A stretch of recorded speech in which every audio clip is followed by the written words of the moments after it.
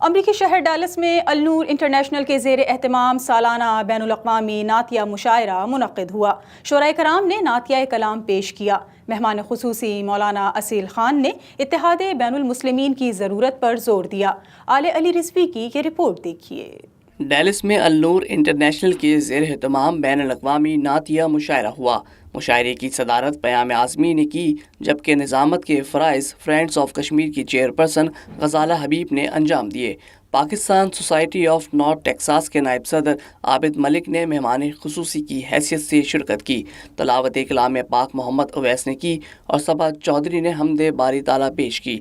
النور انٹرنیشنل کے بانی صدر نور امروہی، کرامت گردیزی، حامد امروہی، سید عقیل اشرف، ڈاکٹر شمسہ قریشی، اعجاز شیخ، عارف امام، مبشر وڑائچ، ناہید شاد، امان خان، مسعود قاضی، زہرا چشتی اور سید نسیم زیدی نے گلہائے عقیدت پیش کیے۔